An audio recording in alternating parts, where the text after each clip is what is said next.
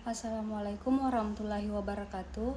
Perkenalkan, nama saya Ike Saskia, NIM 09105804210068, Prodi Administrasi Publik, kelas B semester 6. Perbandingan administrasi negara. Pada tahun 1947, administrasi perbandingan mulai dipelajari, tetapi masih bagian dari ilmu pemerintahan. Untuk ciri-ciri ilmu perbandingan administrasi sebagai disiplin ilmu adalah: 1. Memiliki konsep-konsep yang kebenarannya universal. 2. Dapat diteliti secara ilmiah. 3. Dapat diterapkan dalam kehidupan. 4. Dapat diuji validitasnya. 5. Dapat dikembangkan dengan pendekatan dialektif.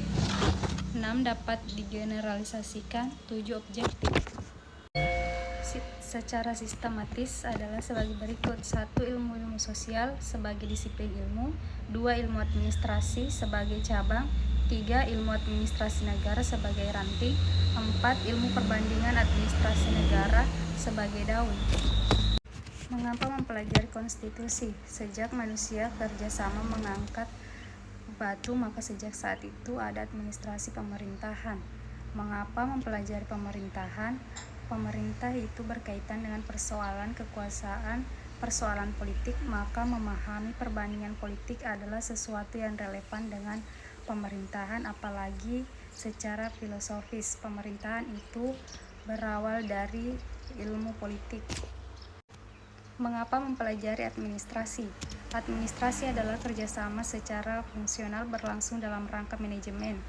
Perbedaannya, jika manajemen itu lebih didekati dari bawah atau pergerakan dari bawah, sedangkan pada administrasi lebih ditekankan pada influencing kekuasaan atas.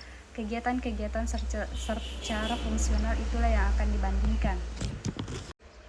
Ada 5 pendekatan: filsafat, politik, sistem, administrasi dan konstitusi, birokrasi.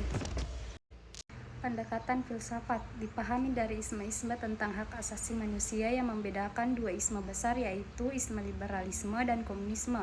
Falsafah Islam dan Pancasila juga dapat digunakan dalam pendekatan filsafat.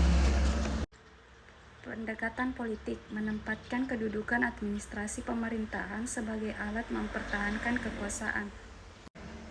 Pendekatan sistem menempatkan pemerintahan dalam suatu totalitas di mana ia berada di dalam interaksi sub-subsistem lainnya dalam satu kesatuan subsistem nasional. Sebagaimana sandri, dan tentunya harus juga dilihat bagaimana sistem pada negara-negara lainnya. Pendekatan administrasi dan konstitusi melihat administrasi negara dalam pelaksanaan fungsinya pada kehidupan negara-negara pada setiap negara. Hal ini akan terkait dengan konstitusi setiap negara.